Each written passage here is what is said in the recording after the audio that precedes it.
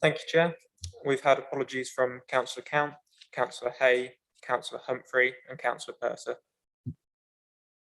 Thank you very much. Thank you. Item 2, the previous minutes of the meeting held on the 6th of December 2021.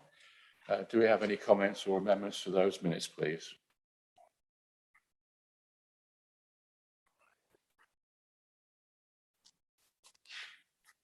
It would be my pleasure to sign those minutes. Thank you.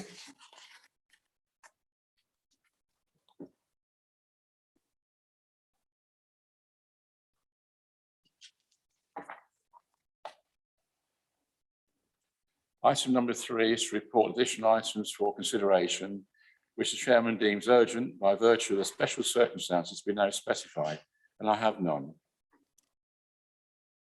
Item 4, members declare any interest in the local code of conduct in respect of any items to be discussed at the meeting. Are there any? Councillor Cornwell. Thank you, Chairman. In fact, I think I have one or two actually, so I'll mention them anyway.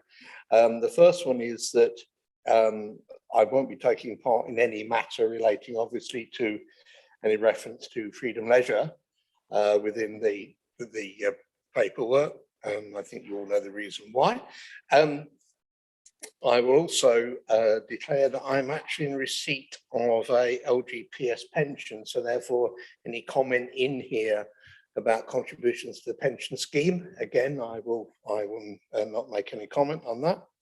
And thirdly, any matter relating to the Wisbey Drop Harbour fees and charges element, I declare for that as well as a berth holder there. Sorry that went on. That's all right. Thank you. Thank you. Anybody else?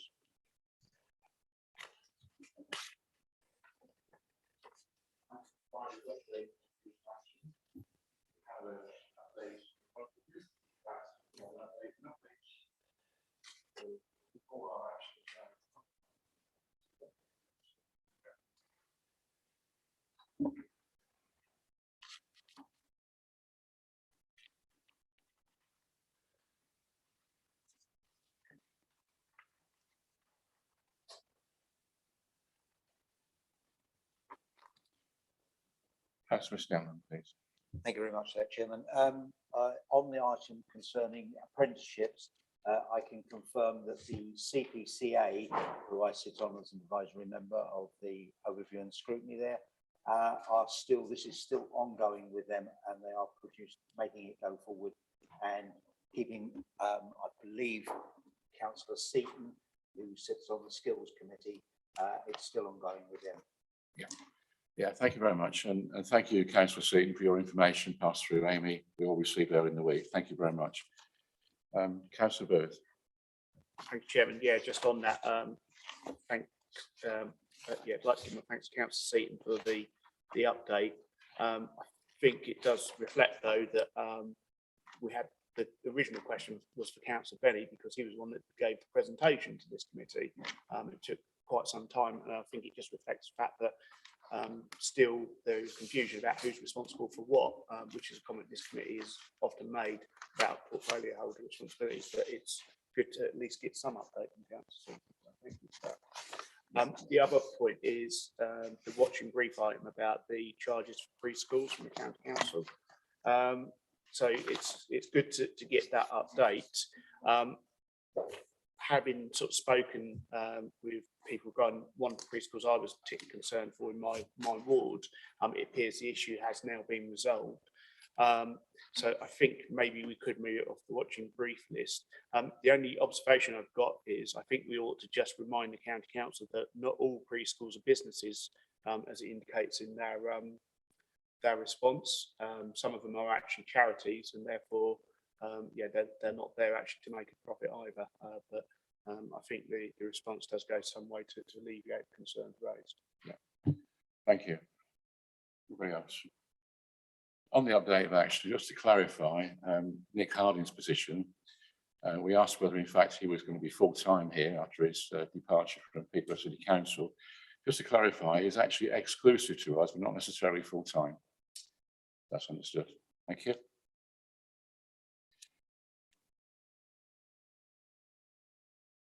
We had a change of agenda items. I hope the leader was informed of this. Agenda item 6 now becomes 7 and 7 becomes 6. So if that is agreeable, leader, we'll move on to item number 7 on the original agenda, which is the revised general fund budget and capital programme 2021-22 and the draft general fund budget estimates 2022-23 and draft medium-term financial strategy 22-23 to 26-27 and the capital programme 2022-25. Leader, could I invite you please to make a presentation on the rather, shall we say, large subject? Chairman, Yes, just on that. Councillor just regarding the item on fees and charges, it's often been pointed out in the past that that probably ought to be considered before the budget because of the impact it has. So as long as we're not going to be restricted in our comments on fees and charges, I'm happy to leave it where it is, but obviously we will have observations that should be taken on board. Yeah, I felt the revision of the fees and charges would be a minor item in the overall scheme of things. So we'll proceed as we are now with the budget and capital programme. Councillor Bowden, could I invite you, please? Thank you very much indeed, Chairman. First of all, I think to address Councillor Booth's comment just now, whatever comments are made in whatever order they come today from overview and scrutiny will be taken into account before the cabinet meeting, which takes place later this week, and also, of course, before the full budget meeting, which takes place. So we're not going to stand on ceremony as far as that's concerned, and there'll be no prejudice on the matter which Councillor Booth is concerned about. Right, well, an interesting paper we have in front of us. I do apologise, first of all, that it's not as advanced and not as complete as I would like this to be at this time of the year. Now, it's very, very easy to blame COVID, and I think it would actually be wrong to blame COVID this time. For the first time in about 18 months, the COVID excuse I don't think is the real one, although, as you can imagine, officers have been very heavily exercised by the issues of COVID. We have a number of issues which haven't yet been resolved and which are going to be resolved fairly soon, which will have a significant effect upon the budget for next year. So what you have been presented with is the midterm report, which came to, before the council last year, together with a couple of page update at the beginning, explaining what significantly has changed since then.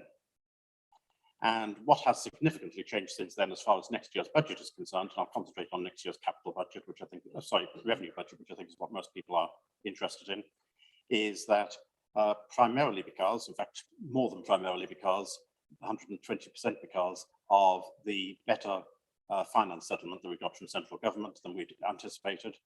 The position is about £200,000 better on the revenue account projected for next year than had been forecast in December, still leaving us with a figure of the best part of £1 million a pound shortfall, which would in normal circumstances be enough to provoke a large number of alarm bells ringing, except for what is not there.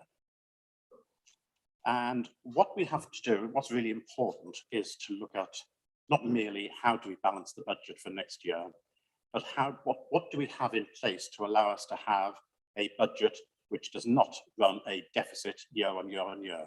How do we avoid having a systemic deficit? And that's really the important thing.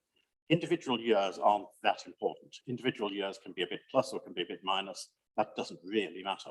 What does matter is that you haven't got this systemic deficit where year on year on year you are eating into reserves, which is an unsustainable position to be in.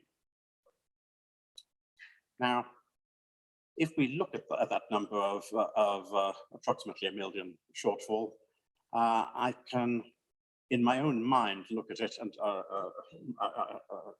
don't want Mark to wince too much when he hears some of these, but these are my comments, they're not Mark's comments. So please don't blame the officers for the comments that I make. But I look at it in terms of a number of large areas which have significant adjustments yet to be made. We don't know what negative items might come out in the next few weeks.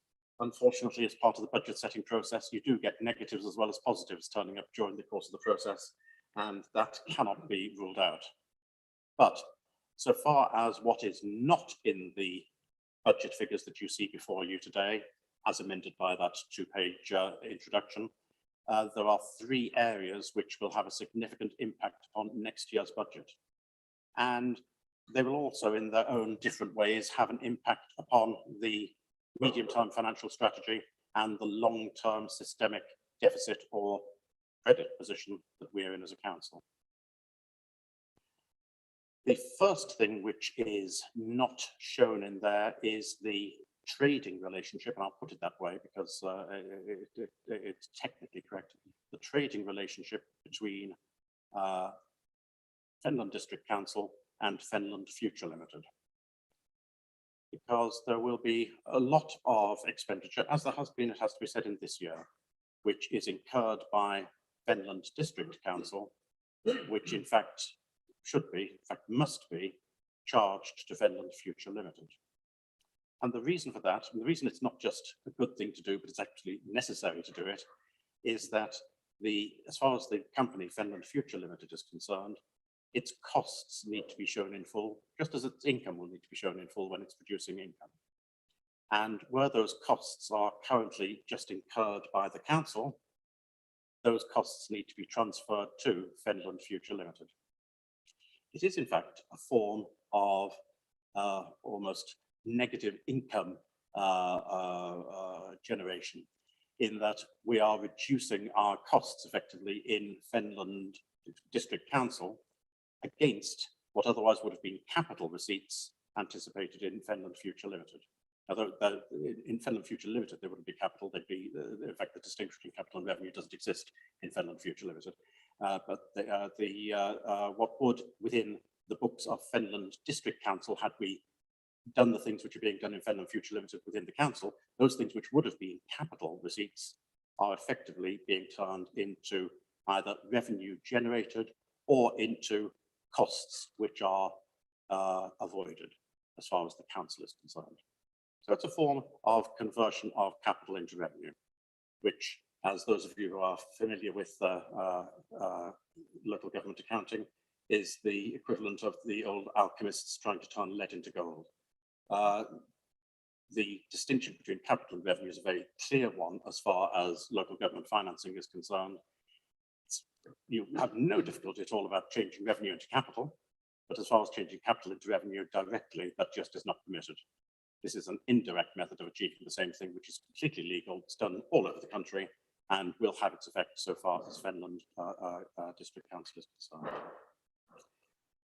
So that is not included. The second thing which is connected to that, which is not included, is a paper which is going to be published at the end of this month.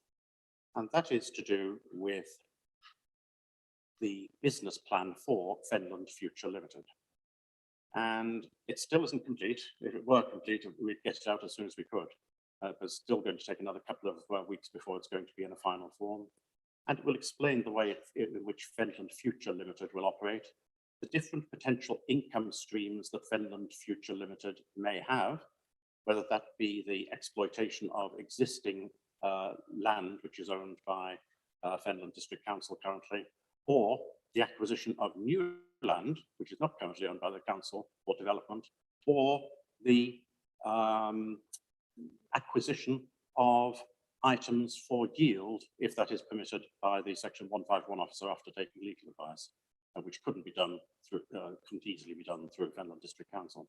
So there are a number of different income streams within Fenland Future Limited, which will support the work of Fenland District Council. And ultimately, that's the reason we've set up Fenland Future Limited, is so that we can manage to support the services that we provide within Fenland District Council. That will not be published, as I say, until the end of this month, I'm afraid. So that's the first area where there would be a significant change in the budget next year. The second area where there would be a significant change in the budget next year is associated with that. Sorry, excuse me, I've got a frog in my throat.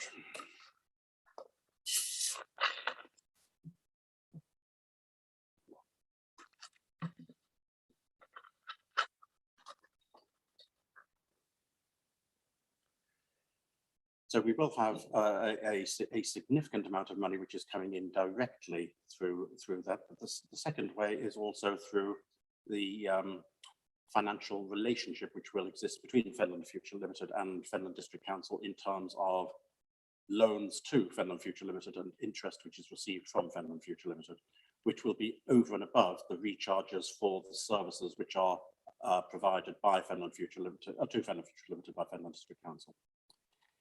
The second area is one where we talk about reserves not being exhaustible, but there are some which are exhaustible and necessarily exhaustible. And one of those is the Cambridgeshire Horizons Reserve. Now, for those of you who recall, Cambridgeshire Horizons Limited was a company which was set up best part of 20 years ago, and it was set up to promote the growth of the economic base and to a lesser extent the housing base of Cambridgeshire. It ceased effectively operating as a company in 2012, although there were residual amounts which were still flowing through it. And we finally, just over a year ago, we finally divided up the available monies which were remaining in that company between most of the constituent authorities of Cambridgeshire Horizons Limited, of which we were one. But the condition upon which that money was divided up was primarily that within either 5 years or 6 years, and my apologies, I don't remember, but within a given period of time, all of the monies which were provided to us will need to have been accounted for by our Section 151 officer against items which relate to the purposes of Cambridgeshire Horizons Limited, which are basically the development side of things. So there will be quite a bit of expenditure next year, which relates to development in Finland, where it will be possible to offset that not against the general reserve, but against this reserve that we must use up in that 5-year period, which is the Cambridgeshire Horizons Reserve. The third area that I'd like to mention, which will have a significant effect, I believe, on the budget next year, is a matter which I can't go into detail about, I'm afraid, because it is commercially sensitive at the moment, and there are going to be some difficult and very sensitive negotiations over the course of the next few weeks. But it is to do with an NNDR matter, dispute, call it what you wish. And it will be very significant as far as this council is concerned. As far as next year is concerned, theoretically, the effect it will have on the budget is on the revenue budget for Fenland District Council, and I'm only talking about Fenland District Council here, I'm not talking about the collection account. The effect it would have on Fenland District Council's budget is somewhere between £0 and £3 million. If you asked me what I think it's likely to be, I think it's likely to be somewhere between £250,000 and £750,000. Now, with that sort of range, you might say, I might as well say nothing at all. But I'm mentioning this now, not because I can be quizzed about it, because I don't want to prejudice the negotiations which officers are going to be having over the course of the next few weeks, but because it will be quite probably a significant element in the budget for next year, and it will certainly be a significant element in terms of the ongoing revenue which can be expected once this matter is settled, which will have a significant effect on our NNDR, a very significant effect on an NDR revenue base. I'm going to say very significant, not far, £500,000–600,000 a year. That's on a sustained basis. So we've got those three items. The first two items I mentioned, again, I'm sure that Mark will cover his ears on this one. If I had to make a guess, I'd guess at 250,000 apiece. Now that could be out by 100,000 either way, it could be out by more than that. But it's that sort of scale of difference that we're talking about between the figures that you see before you now and what I hope will be coming before you in just a few weeks' time when the budget is prepared. So I do apologise if I've been saying a lot of things which aren't certain at the moment and which we don't yet know about, but that is where we are at the moment. And things will become much clearer in only a few weeks' time. They have to become clearer in not many weeks' time because, of course, the budget paper will need to be produced, need to go to full council and need to be agreed by us all. When it gets to that stage, I hope, and this is a hope, not a guarantee, and certainly I wouldn't expect Mark to back me up 100% on this, but I would hope that we would actually be showing a surplus so far as the revenue account is concerned. It may not be the case, and I can see Mark whistling there, we're talking about adjustments from where we are now of that sort of scale. But what's much more important, I'll come back to what I said at the very beginning, what's much more important than having a surplus next year or only a small deficit, what's much more important is the systemic position we'll be in, and whether we'll be able to say that we are in a position where year after year after year, we're able to finance the spending that we do out of current resources rather than out of reserves. And one of the things that this allows us to do, both this year and I think over the next few years as well, it allows us the opportunity to become more commercial in some of the things that we do, not merely within the council, but particularly within Fenland Future Limited, in order to generate greater amounts of money which can be fed back through to the council to be able to support those services. So we actually have, in systemic terms, quite a useful breathing space at the moment to get our act together and to manage to get those greater amounts of money in. I could talk for some time about what theoretically is possible on that, but that would be all it is, theory at the moment. We have, in the last year, as you'll be aware, taken on a further lease of premises in Wisbech, which is producing a very useful figure of approximately £1 million per year. 230,000, apologies, 100,000 wrong. 230,000 a year, which is a very useful and will be a sustained income for us. We would hope to be able to do more of that, but not necessarily through Fenland District Council. It may well need to be through Fenland Future Limited. But we need to make sure that we do have ourselves, get ourselves into a position where we do have this sustainable income coming in to support the expenditure that we incur. I think that's enough, Chairman. I might have set a few hairs running, and I might have caused a few questions to be asked based on what I've said so far. But thank you very much indeed, Chairman. Yeah, thank you very much, Councillor Bowden. Thank you for that overview. Anyway, I think in terms of Fenland Future, we have a review in March anyway, but Fenland Future is very much part of the long game as far as returns are concerned, whilst at the same time incurring costs in the immediate future. I'll just ask our acting 151 officer, any further comments on the presentation by Councillor Bowden? Any specific items you want to bring to committee? Not specifically, Chairman. What Councillor Bowden says is correct. We are still working on a number of things to get into a position where we want to be financially sustainable going forward, and to ensure that we have enough income going forward to match our expenditure and our objectives going forward.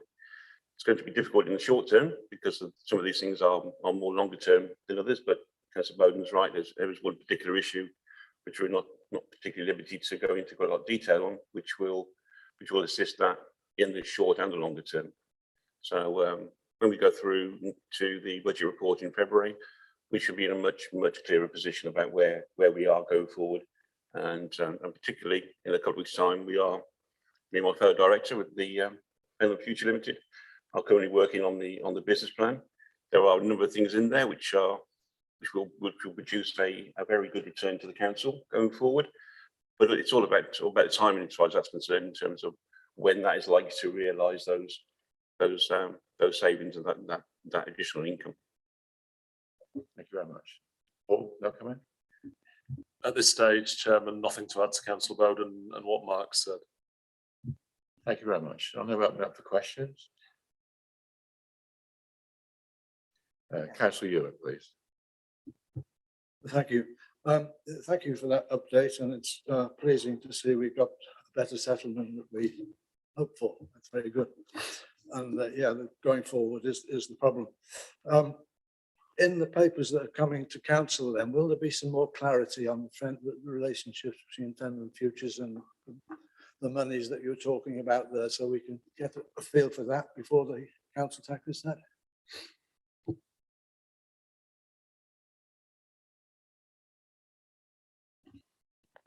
Who'd like to answer that? Councillor Bowden, thank you. Thank you, Chairman. Yes, through you, Chairman.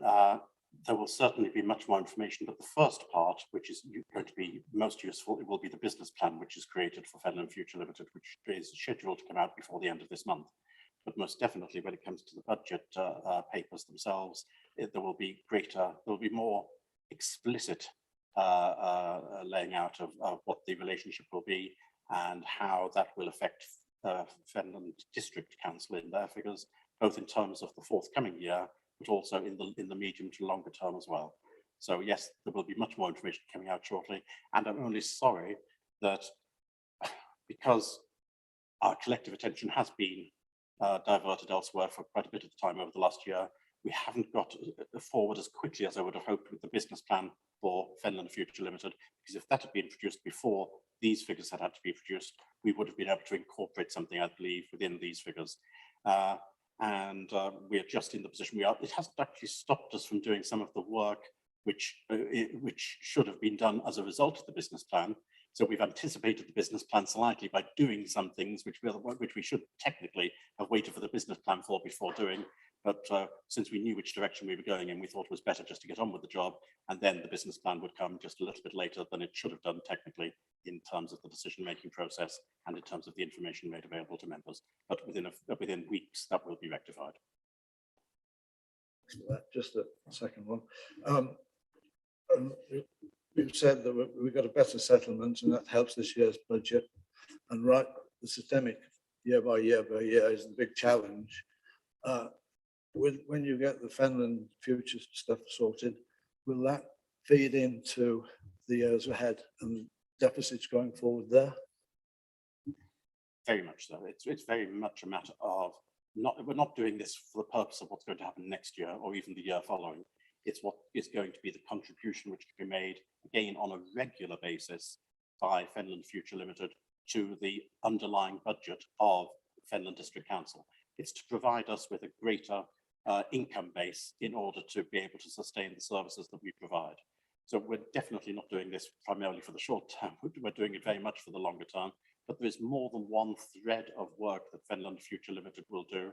And it's only initially that we will be concentrating on land development from land which is currently owned by Fenland District Council. And we're only doing that because it's the most immediate thing to be done, but it's not necessarily the long-term future of the company. The long-term future of the company may well be to do with rather separate trading away from any assets that Fenland District Council may currently own. Long-term future of Fenland District Council, yes. Thank you. Yeah, a question relating to that on dots closed down. On page 43, we talk about the medium-term financial forecasting, and it makes the point, I think it's about the fifth bullet from the bottom, that the revenue impact of funding from Fenland Future schemes hasn't been included in the MTTF yet. So at what point will we be including that? Because obviously that has quite a big impact on how we set our priorities and that going forward. And I would have thought we would have at least had some idea of what we can put in revenue wise, particularly as you say, it's medium term to long term, that it will start releasing revenue to help this council run its services. Thank you, Chairman. Thank you, Councillor Booth, for that question. You should be grateful that it is Mark and Peter who produce these papers, rather than me. Because if I were to produce them, I would do exactly what you just said, and that would be a guess. And I could give a guess. In fact, for that matter, Mark could probably give a better guess than I could, but he never would. Because these papers which are given to you, they don't include guesses. And that's the reason this has been deliberately excluded, and it's shown as an exclusion, because even as late as now, let alone a month ago, it still would have been a real guess. And when we come to next month's budget, there'll still be a lot of educated assumptions behind the numbers which appear. But it's because the officers are more cautious than I would have been. I would have put some numbers in here, and those numbers then could have been shot down one way or another. The officers are more sensible than I am as far as that's concerned. I think you said educated forecast. I think that's still classed as a guess in my book. We're talking about future plans here. Everything in the future is still a guess. Nothing is cast iron or guaranteed. So I think my question still stands. That I think at some point we need to be putting in there what we think our educated guesses are in relation to that revenue, particularly in the corporate and business world. You don't have plans, and they don't turn around and say we can't put anything in there because we're going to have to guess. I mean, that just wouldn't be viable in the commercial sector. Thank you, Chairman. Yes, of course, Councillor Booth is entirely correct about that. But there is no absolute requirement to put those numbers in until the budget comes about in only a few weeks' time. And that's when those educated assumptions will be made by the officers. And I would say there is a great distinction to be drawn between guesses that I would do and the educated assumptions of the officers. I wouldn't categorise those as being the same at all. I would concur with that assessment, but I still think at some point, but we shall see at some point. Councillor Wicks, please. Regarding the assumptions, I presume when they are presented in the budget, they will include a note of what the assumptions are and what the potential impact of those assumptions are. Well, given that these numbers are going to be rather large, they will not be hidden. Even if we wanted to hide them, we wouldn't be able to. They'll be too large to hide, not merely in terms of next year, but in terms of the medium-term financial strategy. So it will be quite clear in the budget papers what the assumptions are in terms of the numbers which are expected, not merely in next year, but over the 5-year period. There will be clear numbers which will be able to be followed by members, together with that business plan which will be in place by that time and will have been published to explain how those numbers are actually to be generated. Councillor Cornwell, please. Yeah, thank you, Chairman. Well, I've been around here a long while now, and I know at this time of the year we normally have a presentation with lots of ifs and buts and so on, which is precisely what we got this time. And it seems to be worse than we've had for many years, to be perfectly honest with you. I have to say that when I was getting into this the other night in some depth, I was more and more horrified at some of the implications of some of the statements and so on.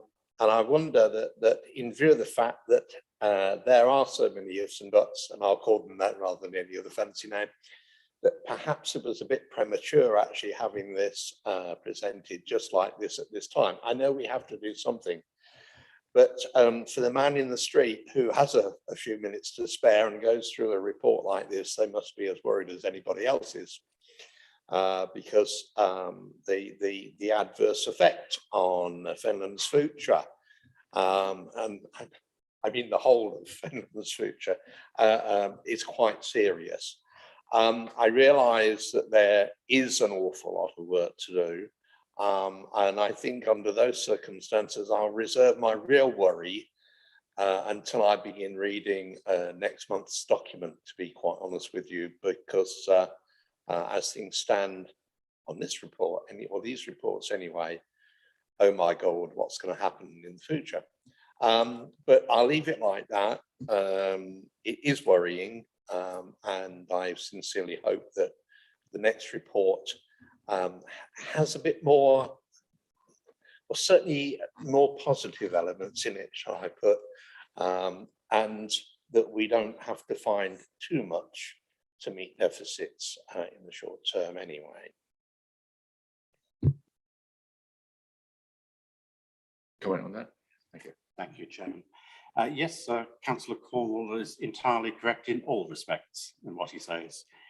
It is worse, if you want to use the word worse, it is worse than it's been in previous years. And I did apologise for that at the very beginning of my speech. It is really unfortunate that we're in a position where this is coming to O&S when there is so much still to be done before it comes before the final, before full council with a final budget proposal. But it is a requirement that we do come before O&S to give enough time both for Cabinet and for officers to be able to reflect on any comments which there are from O&S. So it is necessary to do this now, even with all the provisos which have been stated. And you are correct. There have always been ifs and buts. There just are more, well, there aren't more of them now, but they're larger now than they have been previously. I fully accept that, and I do apologise for that. It might surprise Councillor Cornwall to know that I have not been inundated with questions from the man in the street. I have not had a large number of residents who've read this report and who share his concerns.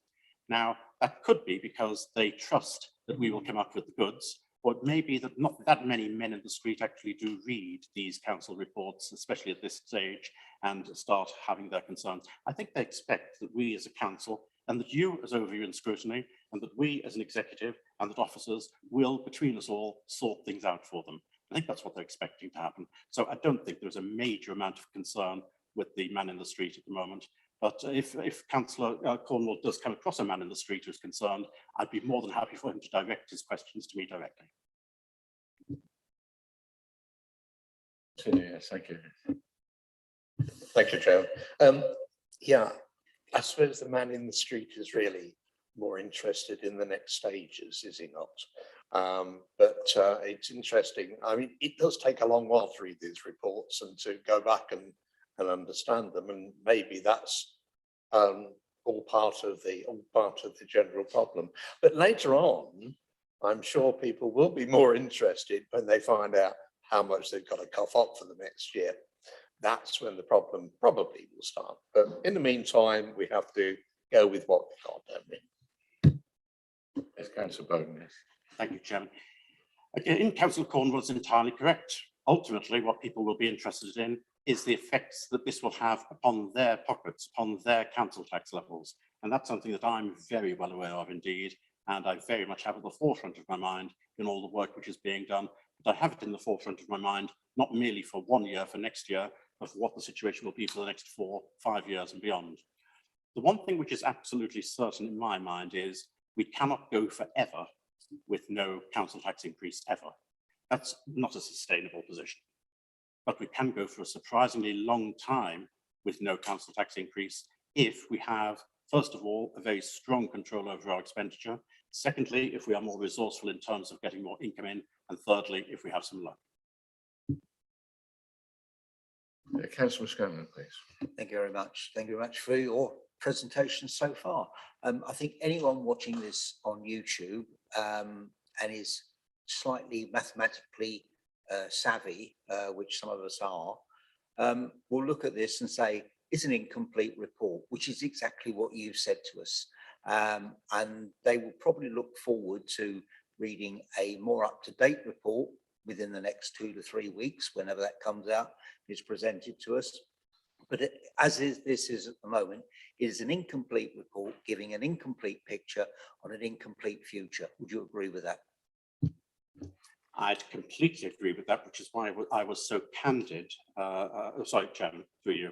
That's why I was so candid in my initial comments about how I see this incomplete report being completed. And I wouldn't normally be quite so candid about something which isn't yet certain, but I thought it was important for overview and scrutiny to be aware of how such a large apparent deficit could potentially be overcome, and moreover, how it is possible, or not really possible, but a distinct likelihood, if we get our act together, that we can ensure that there isn't a systemic deficit within the council's revenue budget. And I trust to the fact that overview and scrutiny members are pretty much all experienced councillors who've been through all of these processes before and who can read both between the lines and beyond the lines. So whilst I would be concerned about just giving the basic comments that I've made to you today to Councillor Cornwall's man in the street to explain this paper, I think that the information that I've given you, I hope will be of some comfort to you in terms of the likelihood of there being a direction of travel, which will end up with a situation which is significantly better than the sheer numbers that you've got in front of you now. Councillor Booth, thank you.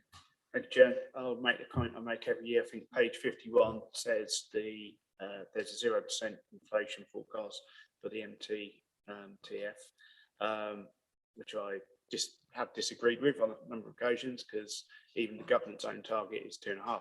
So I feel that we need to ensure that we do have the right level of inflation built into it.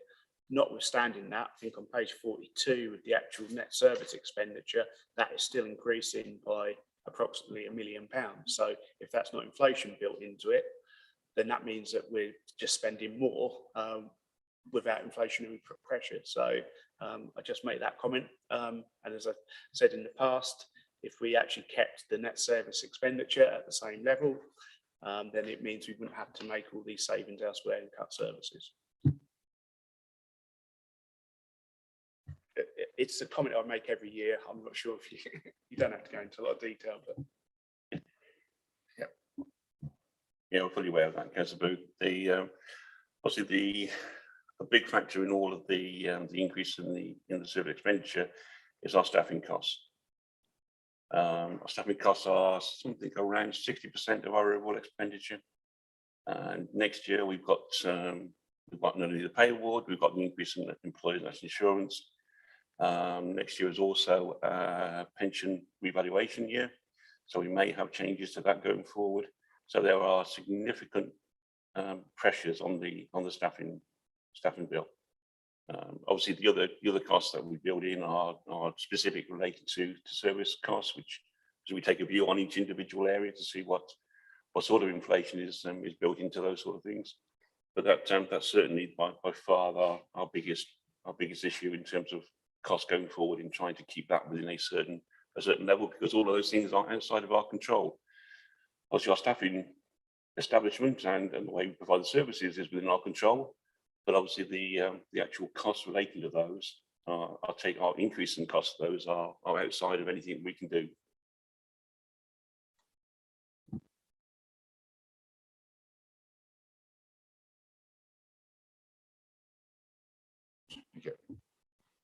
Thank you, Chairman. I thought it was helpful to hear Mark's specific comments on that issue. As for looking at these numbers and looking at what is projected for next year, I would very much hope, in fact, I'll go more strongly than that, I would expect that the cost element on the revenue side will be lower for next year than you're seeing in these numbers here when the budget is produced, and that the income side will be higher than is shown in the figures that you've got here. Yeah, Councillor Bowles. Okay. Just to reflect on what Mark and Councillor Bowden said, maybe if the comment about zero general inflation, maybe if we just added on to the end of that excludes staff inflationary pressures, that would maybe make it a little bit clearer. And we wouldn't have this discussion every year. I fear, Chairman, that even including that comment will not stop the discussion taking place each year, but I certainly see no problem at all about that being included from now onwards, if that's acceptable to officers as well. The issue related to increases on the staffing costs are a separate note in that list, but we can obviously incorporate that into that to make it fairly obvious.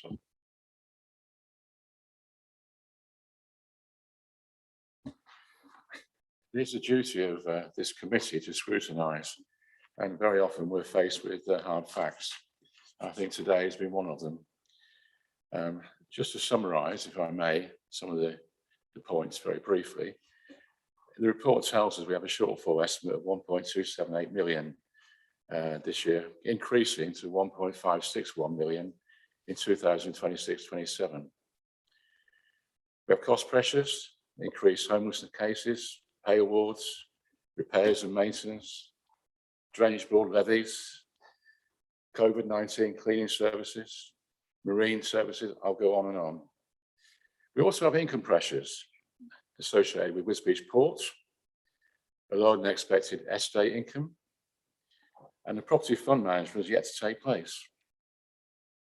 What's not been mentioned as well, the new homes bonus will not be paid in 2021-22, as we fall below the national baseline. Now, the deficits could be funded from reserves, which stand at the moment, unless someone corrects me, at £400,000 in the equalisation reserve and £2 million in the general reserves. As we all know, once it's gone, it's gone. And any council dipping into reserves to shore up their budget is probably in a very precarious position. There would be a modest increase we could impose in certain areas of fees and charges, which come under a later item in this agenda. But numerous assumptions are being made in relation to the capital programme based on available information, some of which are admitted to be, and I quote, volatile. This concerns the committee considerably. I therefore would make three recommendations. And I will look for support from the committee on these recommendations. The first recommendation, bearing in mind the lack of central government information at the present time, the committee is minded to approve the general fund budget and capital programme for 2021-22 on condition that the council tax increase of 1.97% is implemented for 2022-23. And I will look for a seconder on that proposal. I have a seconder, Councillor Scanlon. Could I seek a vote on that, please? Yes. Well, we can discuss it. Thank you very much, Councillor Booth. You may go ahead. Yes, thank you. I mean, obviously, that is a matter that's normally discussed at full council anyway. I would sort of question why we make that recommendation at this point. We're talking about sort of the sort of following year. So I would like to see what the implications of that are before I would support it, to be quite honest. And I think it would be better done if that was actually discussed at full council. We're asked to make a recommendation on the report and give our comments. It's only a recommendation, of course. Rather than sit on the fence, I think we should be proactive and make a positive recommendation, which is why I put the proposal forward.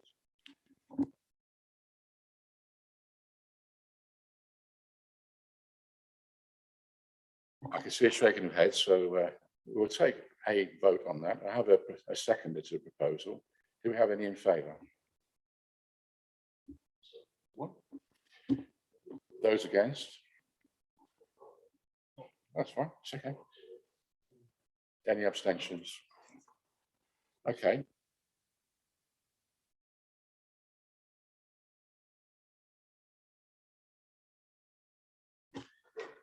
Yep. So I propose that we accept the report. Yeah, Chairman. Councillor Booth seconds. All those in favour? Sorry, Chairman. Just wanted a point of order and clarification. Right, sorry. Okay. But my point was that I would like to have that information before me. And also, I think it's something that should be discussed at full council because that is the body that would normally make that decision. So I'm more than happy for a proposal on that basis to be put to full council for that consideration, but we should be furnished with the full facts before we discuss it. You will not get that information today, obviously, and it will go to full council. We're asked to make a recommendation, but anyway, that has been. Chairman, what we could have is a recommendation that is put to full council for consideration. I'll be. Yes. Yeah. And I would be happy to support that, but not to just come up with say we should be going ahead with it without the full facts in front of us. Could I ask you to make that proposal then? Okay, so the proposal is that following your failed recommendation that it's now put on the agenda for the next council meeting, which I suspect will be the council tax setting meeting anyway, so that councillors can have the full implications and figures before them of any suggested increase, and it should be decided by full council, which is the appropriate body. Thank you. Do you have a seconder for that proposal? Is there a seconder for that proposal?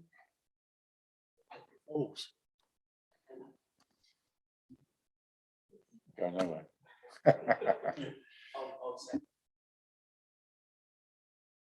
So you've always got to note the report first.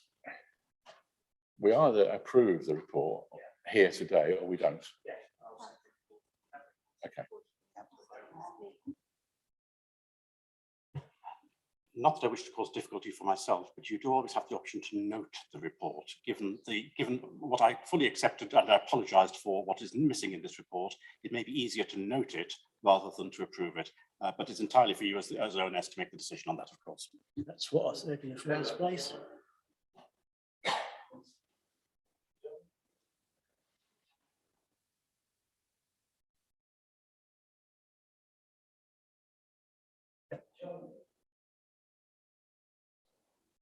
Councillor Cornwall, yes, thank you.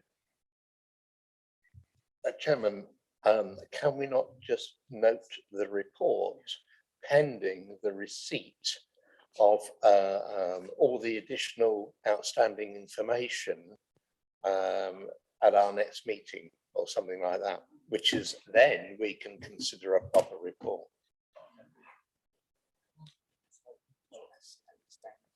There's no report now. Okay, we don't have that report at the moment, but okay.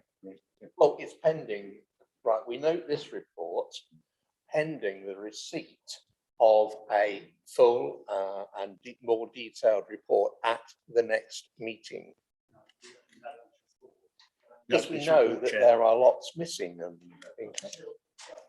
Cornwall still have to note this report because we don't know what's coming later on down the day. So this report we have to know. We cannot anticipate what's going to be in the future report.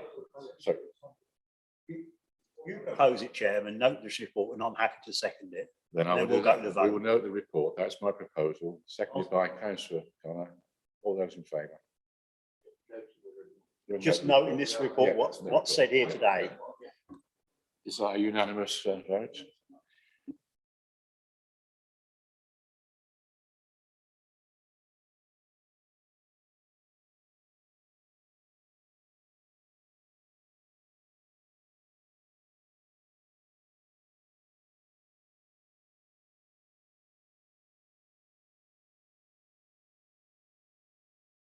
With the aforementioned comments, yes, noted.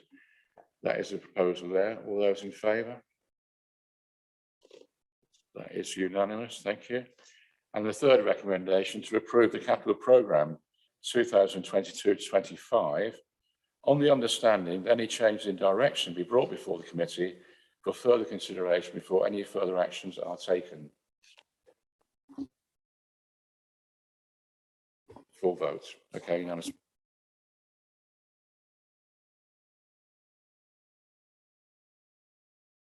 Yes. Chairman, may I just assure all members of O&S that both the Cabinet and I, as the portfolio holder, will take carefully into account all of the comments which have been made today, and I'm very grateful for the contributions which there have been. Thank you, Chair. Thank you. Before we go on to our next item, the draft business plan, I suggest we have a 5-minute comfort break. Thank you.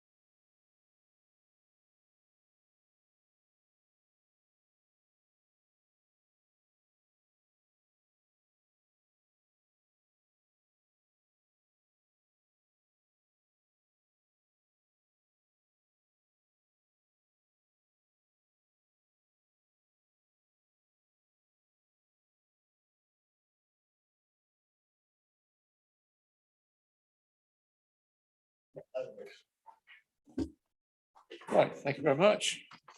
We will now proceed on to the next item, which becomes item 7, which is the draft business plan 2022-23. For overview and scrutiny comment on this draft business plan. In the hands of Councillor Bowden, I hope. Would you like to make your presentation, please? Thank you, Chairman. I'll try and be rather more brief than I was on the budget. My apologies if I slightly overrun on that. Every year we produce a business plan, and every year it's brought before overview and scrutiny for the helpful comments which come from overview and scrutiny, and I look forward to your comments today. Attempts have been made to make the business plan more readable, easier to understand, and to flow better than it has done before. There are always room for improvements. And basically we are setting out here what our priorities are, not merely for the forthcoming year, but beyond that. And it's a standard process. More than happy to take any questions, Chairman.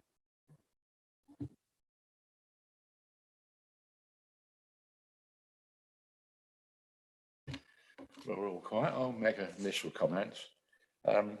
Reading through the report, I was very interested, and I commend the initiative for Council for the Future. On the understanding that every portfolio now has every portfolio holder has a task to complete. However, I do believe that they should be tasked with smart targets. Now, for those of you who may not be aware of smart targets, it's very simple. They are specific, they are measurable, they are attainable, they're realistic, but most important, they should be time-bound. The tasks that are allocated to the individual portfolio holder needs to have a time band attached to it. And we need really to have regular updates on the key performance indicators associated with those particular tasks, that they're actually regularly monitored and recorded. Could the leader actually confirm that that would be the case, please? Thank you very much. That's a really wide question in a whole host. It covers so much of the way in which the council operates, and also relies upon the underlying information which never normally comes before councillors at all the performance indicators which are part of the management processes which are deemed not to be necessary to come before councillors. Because what we see at the moment are these key performance indicators which are reported to members and reported to you through the portfolio holder briefings as well on a fairly regular basis. These are key indicators which it's been decided are the ones which are of most value to members to try to see how the performance of the council is proceeding. Now, as I know that you appreciate, Chairman, setting targets can be extremely difficult when matters which we can't control intervene. And had we been following rigorously the process that you have suggested, Chairman, I think we all would have had to hold our hands up over the last 2 years that things didn't quite work out the way we had anticipated at this stage 2 years ago when we were holding the equivalent meeting of overview and scrutiny. But the key performance indicators that we've got, one of the things is that we've actually slimmed down this quite considerably from what used to be the case. And the reason was we were almost drowning in numbers. And it has to be said that the more information that is provided to most councillors, the smaller the percentage of it that they actually bother to read and understand, because you can eventually just be overwhelmed with the sheer range of numbers which exist. So it's a matter of getting a balance right between the number of key performance indicators which are reported and which ones they are.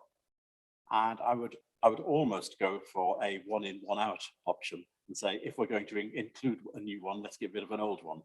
But on that, I would actually look to the advice of overview and scrutiny, because I think that you perform a very useful role in that respect. And you can, as a matter of detail, advise us, in your opinion, which key performance indicators we produce are the right ones, are necessary at all, or are missing. And I think that would be very useful. One thing about this, though, is the key performance indicators aren't meant to be performance indicators for the portfolio holders themselves. The key performance indicators are the performance of the council. Now, various portfolio holders have got responsibility for various areas, but let's be very clear as to what it is that we're measuring. We are measuring the performance of the council. They're not work targets for the portfolio holders themselves. Having said that, we do set ourselves targets in terms of what we expect in many of these key performance indicators. And I can tell you that portfolio holders are aware of this and do try to ensure that those targets are met and, where it's appropriate, are exceeded. So the work is done, but there isn't that direct line of responsibility is the wrong word to use. There isn't the direct line of accountability there saying, portfolio holder X, you've fallen down on 2 of your 6 portfolio indicators by 3%, therefore you are a failure. We don't do it that way. It's not meant to be done that way. And I don't think, Chairman, you really intended it quite to be done that way. But to the extent that there's any information, desire on the part of overview and scrutiny to say our current reported KPIs either aren't the right ones or are not being reported in the right way, particularly that second thing, because some things are very easy to measure. And the things which are easiest to measure and which are most timely are the inputs into the system. What's really important are the outputs from the system, but those are always later to report, and they're always more difficult to report as well than the inputs. So getting the right balance to ensure that the council as a whole is well advised as to which direction the council is going in so far as the provision of individual services is concerned is a really important one. I do not want to go back to a bureaucratic system. I don't want officers to be spending enormous amount of time churning out numbers every single month, which are then not utilized.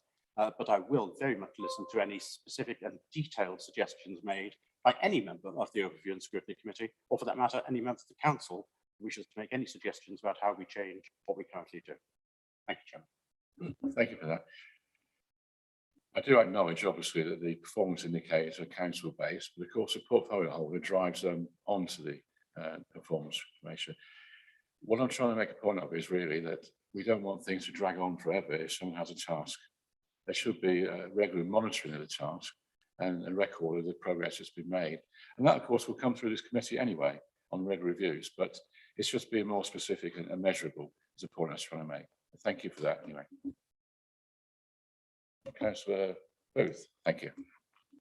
Thank you, Jim. Yes, I just wanted to reiterate the point you made. I think I make it every year that the KPIs don't reflect what the actual priorities are. So if you look on different pages, you've got about 10, 11 priorities, and there's only about 7 or 8 KPIs, and they don't always relate. And some of the priorities are fairly nebulous, so it'll be difficult to measure them anyway. So how you can ever say you've actually delivered on some of those? So I think I've said this numerous times, in a commercial setting, you would have a priority that you can measure to make sure it's delivered, which I think entirely backs up the point you were making. And an example would be, for example, you've got about, in the communities, work with local stakeholders to develop a creativity and culture statement for Fenland. Well, I thought we were, or had pretty much done that by working with the Arts Council England. I know it's a policy, but is that not the same thing? So we've kind of got a priority there, which seems to have been delivered, but actually it's not really a deliverable for Fenland Council, because it's the Arts Council for England. So I think that's a good indicator of how I think we need to sharpen the pencil. I mean, following on from Councillor Bowden's comments, maybe it's something that we could have a task and review group set up to actually look at, Chairman. Thank you, Chairman. Unfortunately, Councillor Booth asked a question and then largely took away my answer because what Councillor Booth said is entirely correct. And sometimes these objectives, these so-called policies, these objectives, these targets, sometimes they are nebulous. Fully accept that. That's not to say they don't have validity. It just means the more nebulous they are, the more difficult they are to put an accurate measurement to. And that's not a reason for saying we should never say that. But you've actually hit the nail on the head as far as I'm concerned, Councillor Booth. I think it would be extremely helpful. It's not for me to dictate what overview and scrutiny do. That's entirely for you, your panel, the chairman, to decide. But I think it would be really helpful for you to look at this, but not to look at the whole suite of KPIs at once. Just take one section, because there is ever so much detail involved. There's ever so much consideration involved. Look at the most important ones, the ones which appear at the moment to have the least correlation between the priorities and the KPIs, and go into it in depth. I'll be more than happy to cooperate with that. And my portfolio holders will also be more than happy to cooperate. Because ultimately, that's what we should be doing. So you are pushing at an open door here, Councillor Booth, and I would welcome any assistance. I'm happy for it to come just personally directly from you if you so wish. But if the overview and scrutiny panel wish to do this, then you'll get full cooperation as far as I'm concerned. Councillor Scanlon, thank you. Thank you very much. Totally agree with that. Been on a task and finish group at CPCA. The point of the question was about introducing some form of monitoring, and that is the fact that sometimes projects go on and on and on, and there never seems to be an end of it. But what the portfolio holders who are leading each of the projects need to understand that they can get help from any of us, any other members of the council and officers to progress that. And if they are stuck on a specific subject, just ask and we'll help. There is always help out there for everybody. And I think that needs to be understood by all the portfolio holders when they're exercising a project that they want to get on with. And I think it's helpful that they do that and they come back to us and help us. But a task and finish group, yes, I've been involved with them. And we had one on overview and scrutiny a number of years ago on domestic violence. And that report was presented to the Home Secretary at the time, which was Theresa May, and was viewed very favourably and was a document that went forward. So I'm totally in favour of that. If any portfolio comes to me, ask a question that I can help, I'll be willing to do so. Paul Mack, please. Yeah, thank you, Chairman. So obviously KPIs are important. The whole landscape around KPIs has changed nationally over the years. I mean, many members will recall a very significant national suite of PIs, which was known as best value performance indicators. They were taken away, not because they didn't add some value. I think it was recognised that they were distracting such a lot of time from delivering frontline services and hence probably seen as overly bureaucratic, but absolutely not arguing against the fact that a well thought through basket of key performance indicators isn't essential. I think what it's also worth noting is for some pieces of work, and Councillor Scanlon referred to projects, KPIs don't always lend themselves very well to specific projects. But what you have to have in the absence of key numerical performance indicators is sound project governance, often member-led, with a board comprising other members or officers, whereby you have a very detailed action plan that is worked to and accountability is provided that way. And many of those projects can account to you as overview and scrutiny through reports back on what's going on within that project governance, even though there might not be a suite of key performance indicators that accompanies those particular projects. Yes, thank you for that, Paul. I thoroughly agree with Councillor Scanlon's view as well, that we're here to support, we're here to help out. And you may recall last year, the Annual Revenue Partnership member-led review as an example. So yes, thank you for that. Councillor Ewart, please. I'm looking at paragraph 3 on page 3, Fenland. We're saying that we also face some challenges around deprivation, particularly around education and health. It's a bit more than some, isn't it? Challenges there. We had challenges here in the district for a long time. We keep saying we've got challenges. I wonder if a little more emphasis on that, and that we will work with partners going forward, because it's a joint effort across all of these things, and I know that we are. And I would like that highlighting if possible, and what your views on that, how we can try and improve in those areas. Councillor Bowman, thank you. Thank you very much indeed, Chairman. And Councillor Hewlett is of course entirely correct. This is hardly a new position. It's something which has existed for a long period of time. And let me tell you, it's going to carry on existing for some time into the future. And the reason is that there is no magic bullet either on the health side or on the education side, which will suddenly turn the numbers around, which will suddenly turn the reality on the ground around, and which will mean that we no longer fail to achieve even the national average. And in terms of both health and education, we are significantly below that in terms of our achievement. And we are certainly below the results that there are in our neighbours within the combined authority area. So yes, there are challenges, and we do have to meet those. And Councillor Hewlett is also entirely correct. We most certainly cannot meet those on our own in Fenland District Council. We are part of a team of authorities and of bodies which are focusing on these issues and which are attempting to turn around the situation that we're in. And it's not going to be quick, and it's not going to be easy, and also in many respects it's not going to be cheap either. But it is very important that we do focus on those.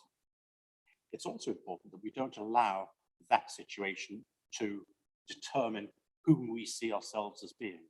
If we define ourselves solely by our problems, we will end up being too negative in the approach that we take. That's not to say that we ignore the issues, because they are very real issues, they're very important, and they're going to take a long time to sort out. And I can assure you that at the combined authority, where I represent this council, I am constantly raising these issues to the extent that it's relevant with the work which is being done there. And our raising the relevant issues in the various forums that many of us have access to is a very important part of the whole process. But we also need to concentrate on the positive side of things as well. And I do not want to see us defined by negativity and by failure. But I'm not trying to ignore it. I'm not trying to say it doesn't exist and we shouldn't seek to address it. But our work has to be more than focusing on the negatives. Yeah, Paul May, please. Yeah, Councillor Bowen, spot on. I agree with all of that. I think, for some time, certainly pretty much in all the time I've been at the council, members have been supportive of economic growth, infrastructure and regeneration as the basis on which to make Fenland a more prosperous place. Now, it would be too simple to say growth, economic growth, infrastructure, regen interventions are the route to tackle some of the inequality issues that we know are deeply ingrained. But by making a more prosperous place, it certainly makes a contribution, as well as other specific interventions around some of the inequalities. And just a thought, Chairman, for you and Overview and Scrutiny to consider. Clearly our relatively new Director of Public Health continues to be, and her team continue to be really focused on helping us manage the impacts of the pandemic.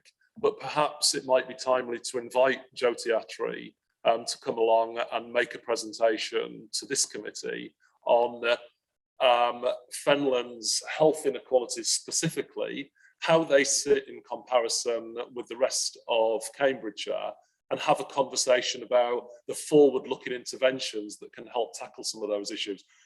Many of which, of course, we as the District Council, as well as other partners, would absolutely need to play into. I think that's a brilliant suggestion. Thank you, Paul. We'll do that. Thank you. Councillor Scanlon.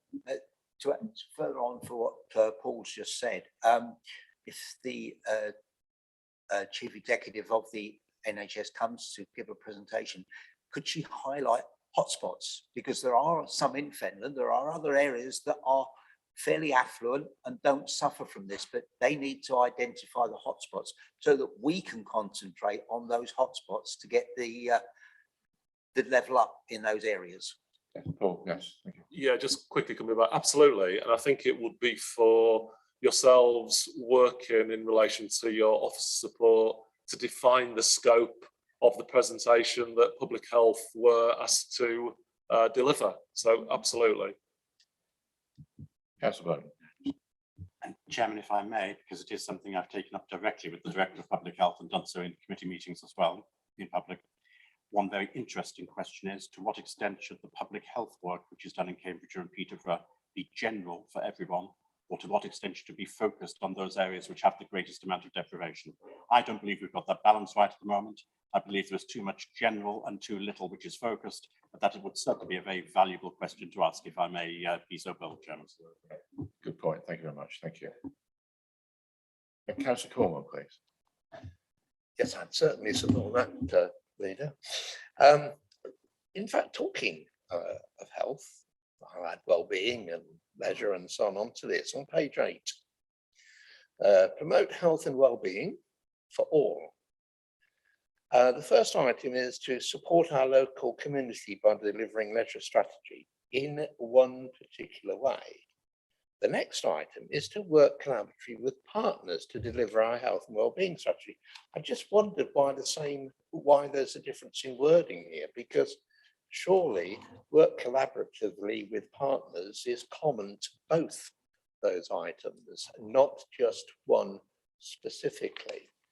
I'd also just like to ask if the leisure strategy and the health and well-being strategy have actually been revisited, because I thought they both ran out in 2021. Am I right? Because if so, then surely the priority somewhere along one of the other things is to review those two strategies. Thank you, Chairman. And thank you very much, Councillor Cornwall, for that question. The leisure targets that we've got and our health and well-being strategy are very much interlinked, but they are separate. And the leisure strategy primarily relates, let's be quite honest, to the operation of our leisure centres and to certain outreach services which have mostly been public health ones. The health and well-being strategy is a much more general point, of course. Now, I think that you're not, you may be only slightly ahead of the curve here in terms of the appropriate time for these strategies to be looked at, because there have been and there are at the moment considerable changes taking place. First of all, on the health side generally, which also includes public health, we have the significant changes which are coming through as a result of the recent legislation, with the abolition at the end of the month after next of the clinical commissioning groups, with the introduction of an integrated care system with an integrated care board at its head, and a whole host of other acronyms which I haven't managed to get my head around all of them yet. But the whole system is changing, and the theory behind it, and there are many arguments to say it may not work, but the theory behind it is that it will give the opportunity for there to be greater connection between health and social services, also taking into account public health and preventative measures as a key part of all of that. Now, I'll be honest, I'll believe it when I see it, because it's been talked about for a very long period of time. I know it's government legislation, but there were concerns expressed on all sides of the House as this was going through, because I think that whilst I very much support the objectives of the legislation, my fear is that there is one part of our health and social care system which has a disproportionate amount of power and a disproportionate amount of money, and that is the acute services. And my fear is that acute services will continue to utilise their power to absorb a greater proportion of the overall cake than is best to achieve the outcomes that we all really desire. Because there should, in my opinion, and I'm far from alone in this, there should be a significantly greater proportion of our health and social care budget spent on preventative medicine, and there should be a significantly greater amount spent on primary care. And we should be keeping people out of hospitals. Hospitals are places for sick people. You don't want people to go to hospital if you can avoid it. Yet we have far too many people being treated in the acute sector who don't need to be treated there. And when they are treated there, they're treated at far greater expense than if the same care were to be given at the primary care level. So I think that we are right in the middle of, in fact, we're just 2 months away from D-Day, of a significant change which is taking place. And once that has bedded in, and I'm not talking about years here, but once that's had a reasonable amount of time to bed in, I think it's entirely appropriate that we should look again at our health and well-being strategy in the light of the new landscape that we'll be working within. And so far as our leisure strategy is concerned, one hopes that we are seeing the end of the effects of COVID-19 so far as our leisure centres are concerned. Once we are in that fortunate position, I think we will very much be looking at our partnership working with Freedom Leisure. And in fact, there is a paper coming before the Cabinet later this week, very much along those lines. But we are almost in the position where we will be able to look at the situation post-COVID, I hope. And when we do, you are completely correct. It's the time to look at the strategy again. Apologies. Yeah, I think we went off piece there at one stage, but never mind, we won't have, because in actual fact, I couldn't disagree with anything that you said there, because, you know, hopefully the brave new world can be delivered. We sincerely hope so. So therefore, presumably somewhere along the line is within the business plan, there is an opportunity there to review our part of the brave new world. That's what I'm saying.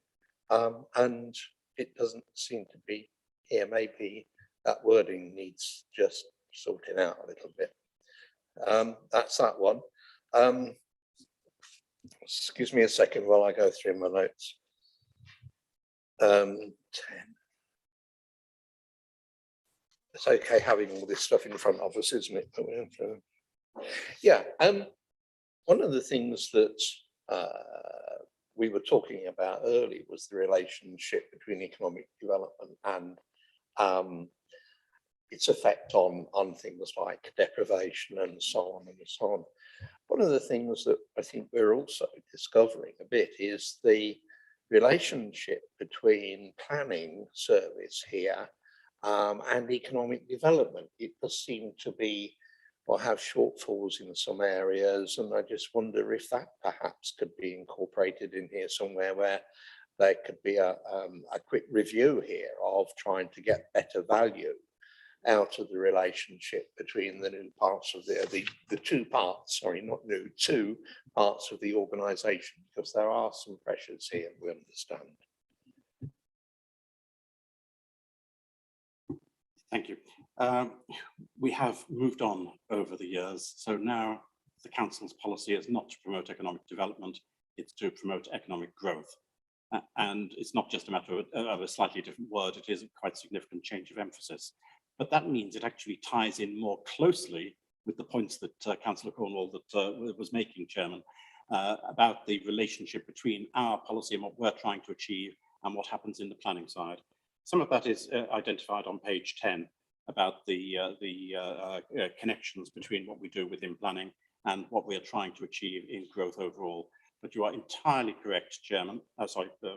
Chairman, Councillor Cornwall is entirely correct in what he says, that it's a key part in facilitating the growth. It doesn't achieve it by itself, of course, but it's a key part in facilitating it. And much more importantly, we need to take away the impression that some people had in the past that we were an actual burden when it came to trying to achieve economic growth and in various ways. And we've worked very hard, and especially the portfolio holder, D-Laws, has worked exceptionally hard on all sides to try to ensure that that perception is eliminated and that the reality is that we work in a coordinated manner to achieve the objectives that we seek to achieve.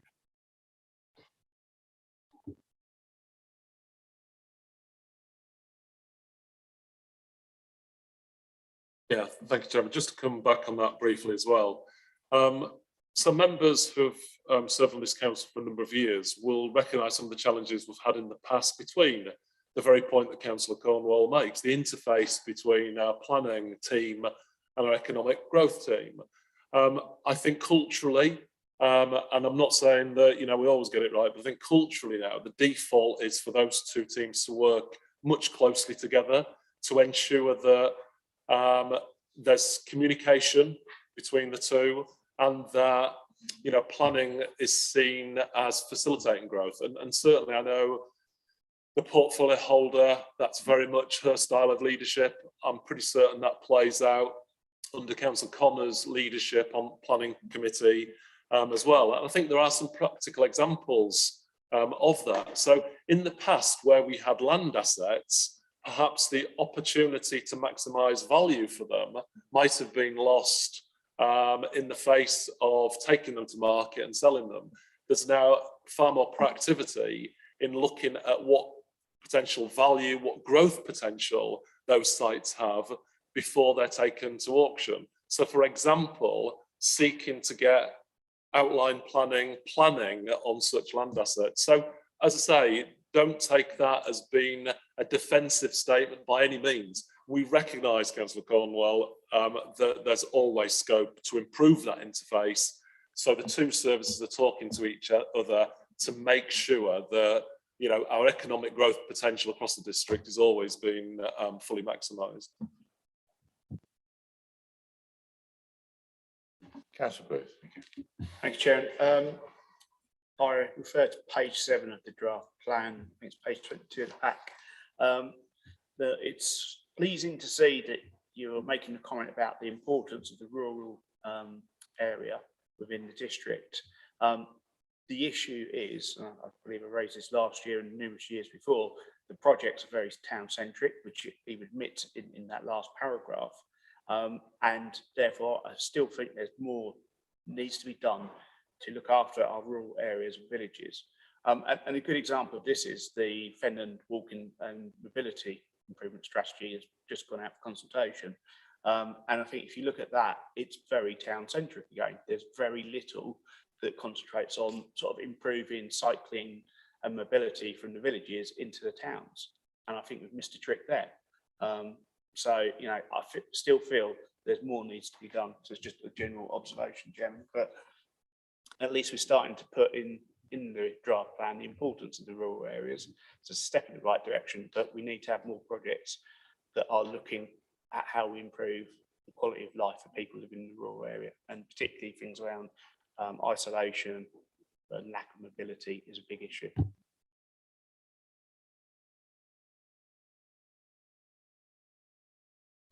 Thank you, Chairman.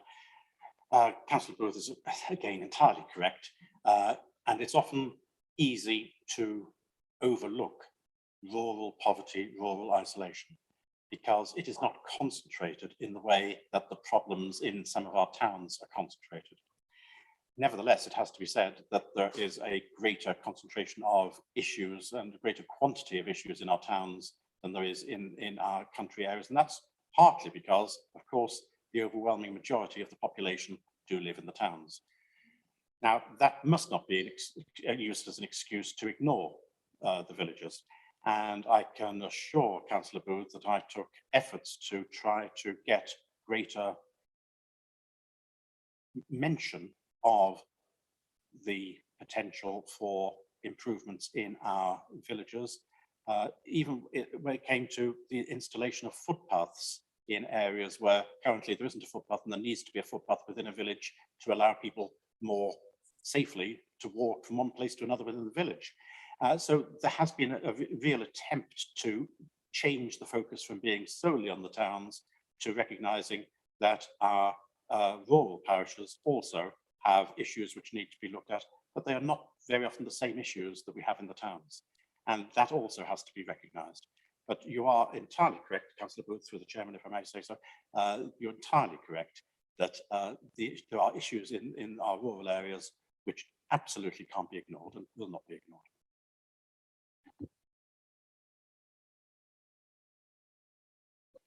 There are no further comments, then the draft business plan for 2022-23 is noted. Thank you very much for the input. Thank you.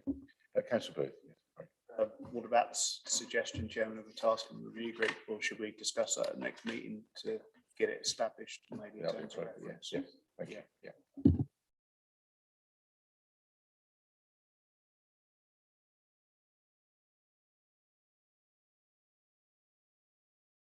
Go on to item number 8, a review of fee and charges 22-23. To review the council's fees and charges for that period in line with the budget strategy considered by Cabinet on the 8th of December 2021.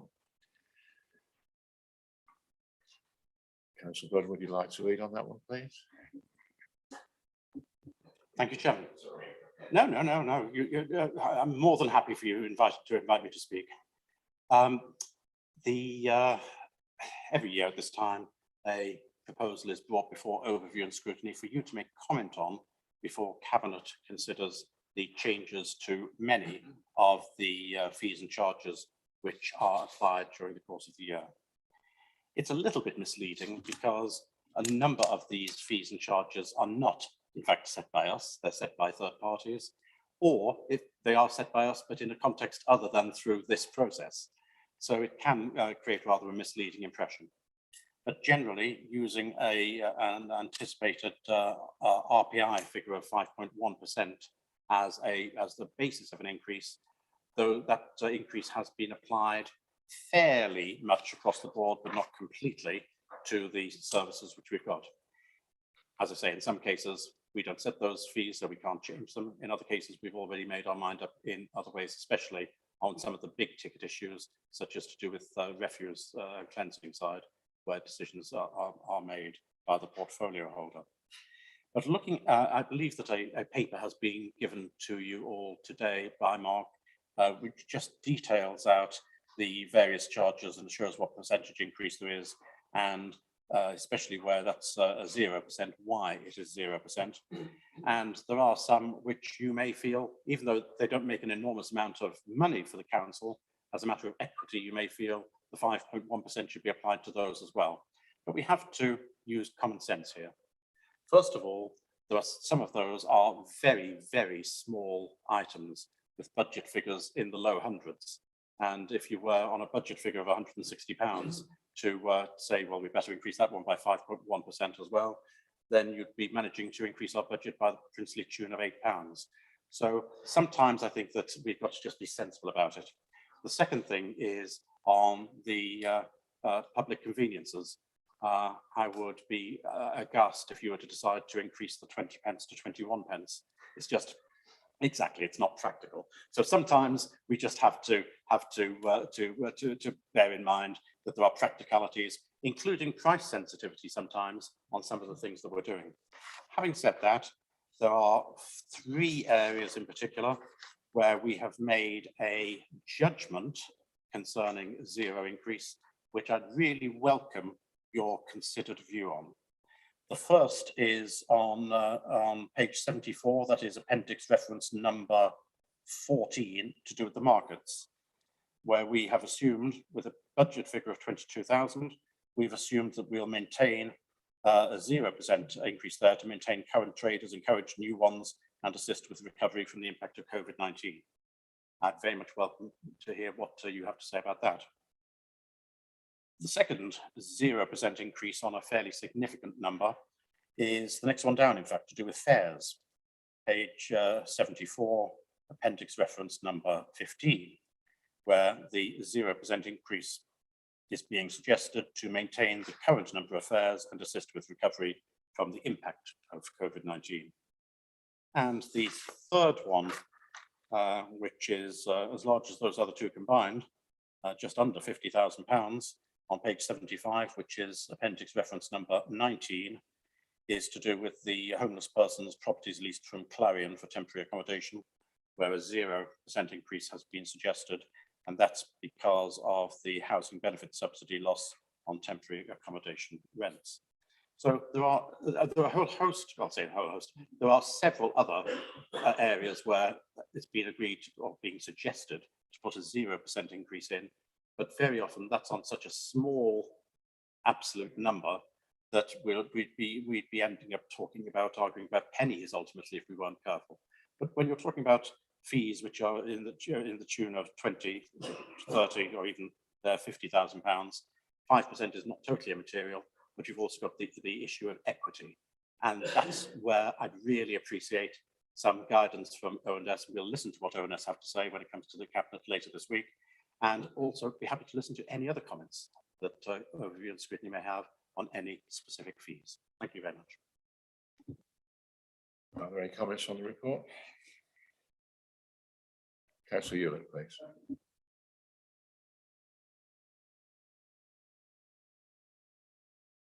I welcome your remarks on the markets, keeping them as they are. Markets have been very successful in March throughout the year, and that we welcome that. Just a quick thing, do some of the fees incur more in admin costs than they bring in fees to us?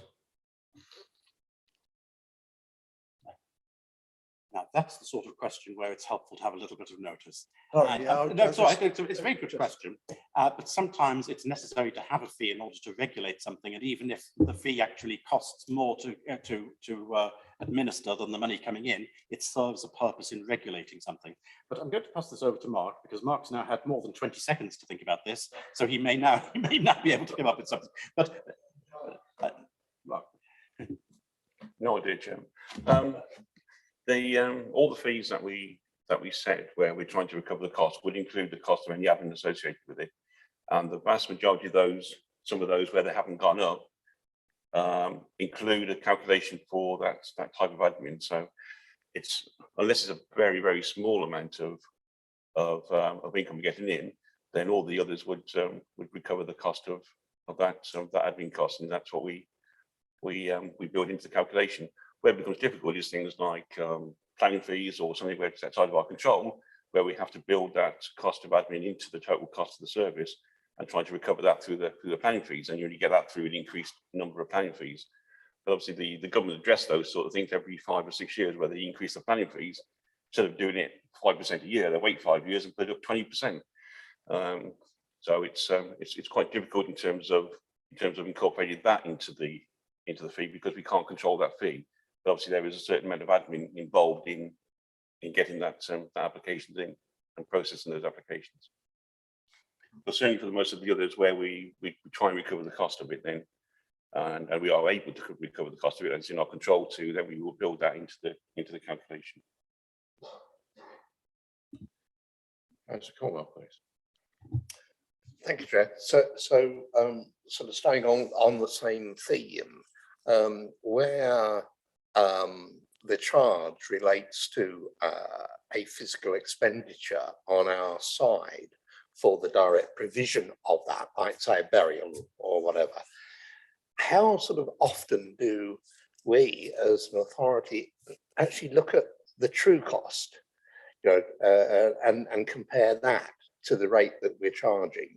I mean, is this something that's always done for all of our charges where we provide a service, but where the amount is not controlled by a preset amount elsewhere, like a government set charge or whatever?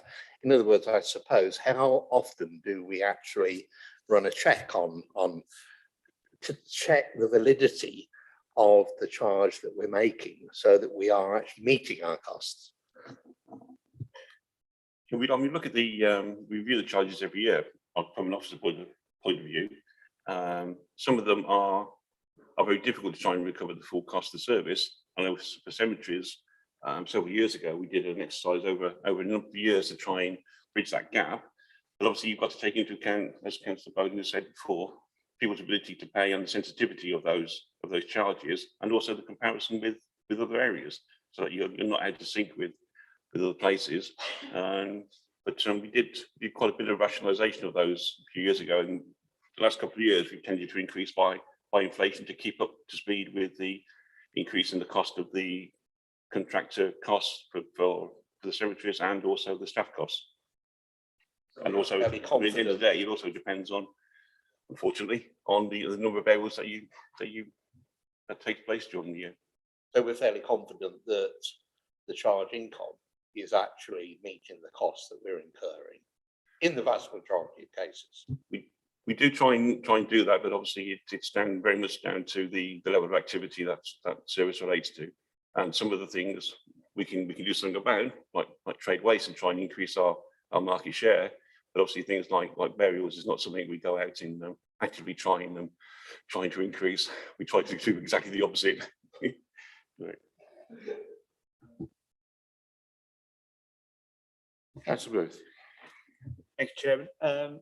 So I just wanted to, I suppose, give comment on what Councillor Bone said. So the market stall being left at 0%. I think when we did the task and review group about 3 years ago, probably 4 years ago now, that we found that the budget there, it still wasn't, the stall income still wasn't really covering the cost of running the markets. So I think we've still got that issue. I think it's obscured somewhat because it's in with the full season's budget heading, so it doesn't really give you a clear picture, I suppose, if you just look at headline figures. So, but obviously taking on point what Councillor Hewlett said, I don't think we've managed to actually really increase the number of stalls dramatically, so that we're getting the income that would cover the cost of the service. So I think there's still a question mark over about, you know, how viable is it going forward. With regard to the fares, I'm not sure there's a particular argument is there for a 0% increase. I'm not sure there's any rationale, because as I understand it, people are going out to events now. Yeah, I guess proof will be in the pudding this year, but you know, a lot of events people are fully attending. And then there was the last one, which I forget off the top of my head. Yes, so I totally agree with that approach, but there's a set of the Creek Road hostel where there's actually an increase. So why have we not taken the same approach with that and have that as a 0%? And then just one further observation is the Hackney carriage licensing. We appear to be going above the 5.1% in quite a number of areas there. And my observation there would be that's a sector that's been hit quite dramatically by the fuel price increases recently. So I would be, I suppose, cautious about increasing it by the amounts that put there. I would cap it at 5.1%. But those are just some observations, Chair. Councillor Bowden. Thank you, Chairman. I'm more than happy to take on board, and I'm listening very carefully to all of the comments which you made. I know they won't all agree with each other, but that doesn't matter. I'm really interested to hear what's said. I didn't actually understand from what Councillor Booth said, and my apologies to throw this back to Councillor Booth, but I think it's important. I didn't understand on the markets whether he thought we should be reducing the fees to get more market stalls in, whether we've got the balance right and we should keep it at 0, or whether we should increase it because we want to get more income in to cover our costs. And I didn't actually get the message from Councillor Booth. Does he want to go up, middle, or bottom? And I didn't manage to get that. I think the issue is probably not about the fee, it's actually the number of stalls. And that's where I think we need to be focusing. So I agree with what Councillor Hewlett's saying, because I think they are struggling, but it's the focus we're putting on trying to get new traders. And I know we have a particular issue on attracting new traders to our markets. But if you look at somewhere like Ely or whatever, that they don't seem to have the same issues. So it's almost trying to get that same sort of niche market, I suppose, of traders to our market towns if we can. So I'd say leave it as it is, but it's putting up more focus on getting more stalls. Thank you, that's very helpful. Yeah, Mark. Yeah. So the focus on many of these fees, Councillor Booth, is to actually increase the number of activities in that area. So increase the number of stall holders, increase the number of energy collect for the commercial waste, increase the number of this and the other. But in relation to your question about fares, was that the first one? But the not putting an increase in there, I think the thinking behind that was the fact that the fares have had a pretty rough time over the last 18 months in terms of the COVID related issues, where they've not been able to hold any. They haven't been eligible for any particular support in terms of business support. So we've taken the view that for this year that we'd like to keep it the same, just to make sure that those fares still come to Fenland, and we can build on that and just go forward. So we thought that just leaving it the same would encourage that to happen. The other was the taxi fares. The slightly higher increase on those as a result of trying to recover the cost of new IT system that we've implemented. So that will help in the future the cost of providing that service in terms of going more digital, so that I guess less involvement in terms of an officer point of view. But initially, that costs are going to go up before we get into cycle whereby we can actually reduce some of those costs going forward, which will hopefully reduce the level of increases that are applicable in that in future years. But it's we've had to obviously cost a significant amount of money to implement a new IT system, which we are able to recover from various costs of the services, and this is one of them. So that's the reason why that's increased in that respect. That's good. I guess with Hackney Garages, they're in the unique position where we actually set the income that they could, or the charges they can make to people, but we're also in the position where we set the charges, so we're actually in effect shrinking the amount that they can make from that perspective, because I'm assuming we're not proposing an increase to charges for Hackney Garages, so they are the ones that are going to have to bear these additional costs, as well as the cost of all the fuel that's gone up, that everyone's probably well aware of. So, Councillor Scanlon. Thank you very much. On the subject of fares, I totally agree with what Mark said. The fares have had a rough couple of years, probably a bit longer than that. On the subject of markets, markets in all the market towns are dying by the lack of stalls. Whittlesea, I don't know how you recover any costs from that. 3 stalls in Whittlesea Market on a Friday is very difficult to sustain. And I totally agree that keeping it 0 and hopefully, as has been said, to encourage more stall holders to come into the markets. It's an extremely difficult situation, and I think keeping it 0. And you will hear from the market stalls, oh no, they charge us an exorbitant fee. Well, we don't. We don't charge you an exorbitant fee, but we're trying to hold it down to encourage your mates to come along with you and increase our markets. And they are in a dire strait at this moment in time. Any other comments? Thank you. It was noted in the report that proposal contained in that report generate income higher than the 24,500 that the income levels were included in the draft budget report. So that was a definite positive. So whilst the committee advises consideration to possible increases in the future, we're happy to recommend to Cabinet that the fees and charges be included in the final budget proposals for 2022-23. Thank you very much for the information. Thank you. We move on to item number 9, the future work programme. And Amy's going to remind me about something I should have mentioned earlier or not. The enforcement policy. Yeah. Would you like to touch that? Yeah. Yeah, please.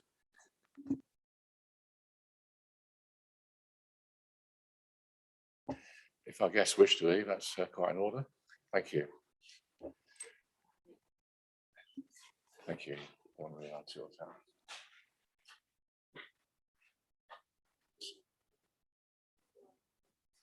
Yeah, so just make it all on the work programme.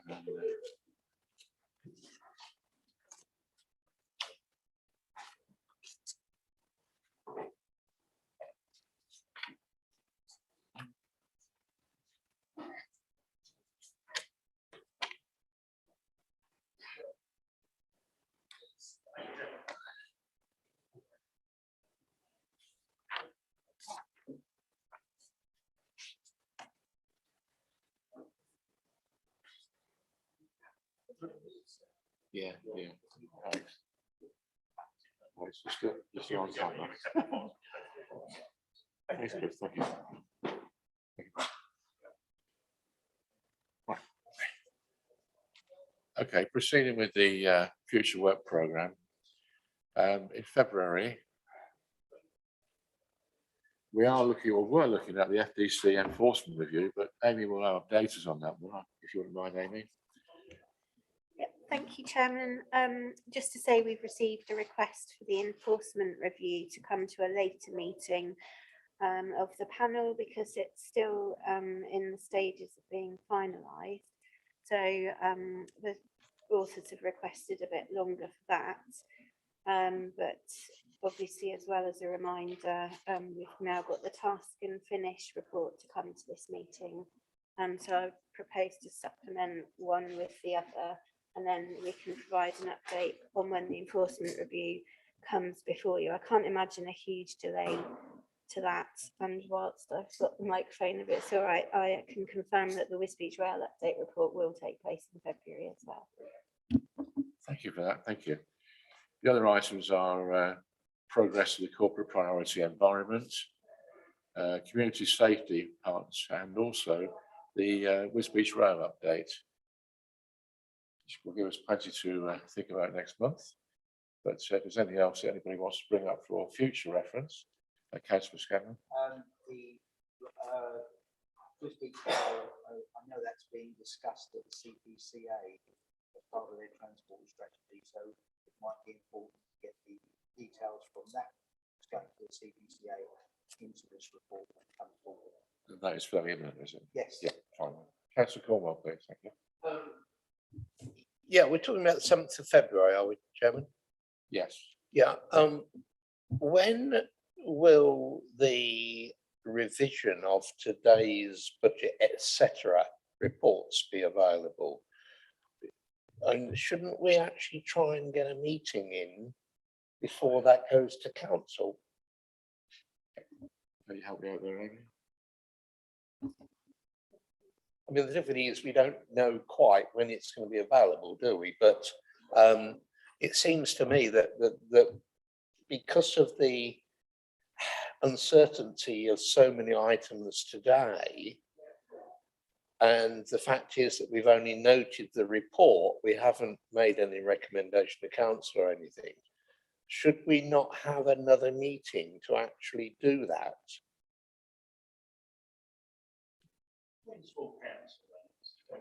22nd, is it? Yeah. Yeah.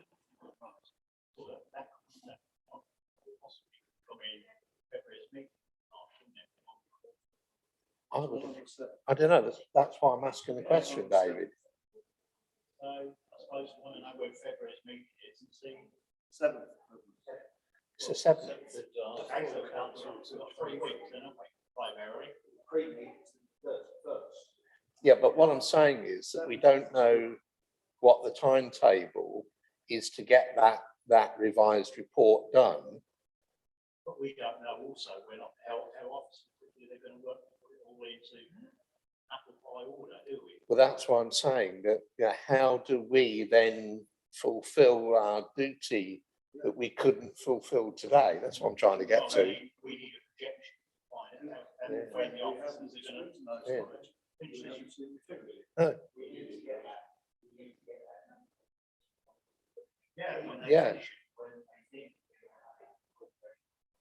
So, David, this falls quite eloquently into your point about timely reports. Well, it's very difficult for them.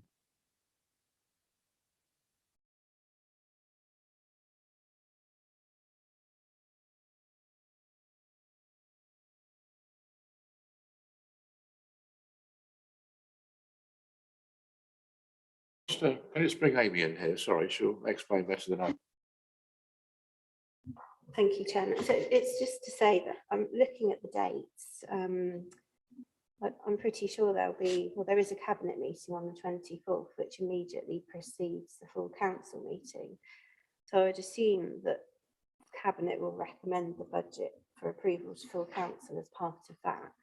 And so that logistically makes fitting in a meeting of ONS before that difficult. And I think follows a similar sort of trajectory each year at most councils. But the point is that obviously the budget is set by full council, so everybody will have an opportunity to see those published papers and comment on them as part of that meeting. But if you feel that something more than that is required, then I can obviously get the specifics of the dates to see if there's any mileage in it. But based on what's happened in previous years, I think it's usual for the cabinet meeting immediately prior to full council to make that recommendation, so that Yes, I any think you're last right, minute it bits are does, in. Amy, but in actual fact, because we will not have got the information and considered it, which we would have done today in a little bit more normal circumstances. We know it's not normal circumstances. That means presumably we can call in the cabinet decision. Now, we don't want to get to that ridiculous state, do we? I mean, surely it's better that we meet, even if it's the morning of cabinet in the afternoon or something or other, to receive that updated report, or yeah, the same report the cabinet are going to have, because then we're all working on the same information, aren't we? Because we can't, we've already said today, we can't take any decisions or make any recommendations because of the lack of information within the report. Everybody's said that, everybody's acknowledged that. So I think we need to meet, don't we, somehow? If I may, I mean, the thing about the budget is you wouldn't be able to call it in because it's a recommendation by cabinet rather than a decision. So it's not a key decision of theirs to call in. But I do take your point. What I'd need to do is take this away, liaise with the officers to work out all the timing and timetabling, and then come back to you as a group to let you know what's possible and what's not. Is that okay?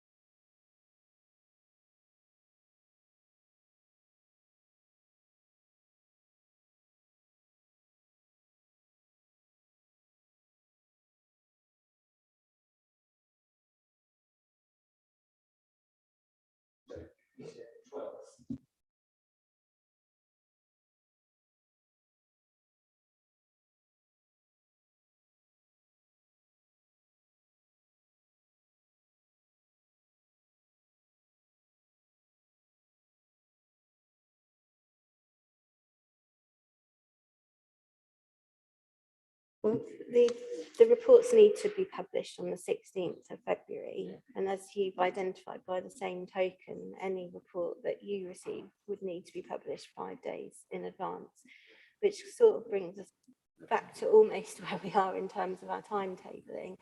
And it's sort of not an uncommon process. And I think the reason why is because, again, going back to the point that you will all have an opportunity to comment on the budget at full council.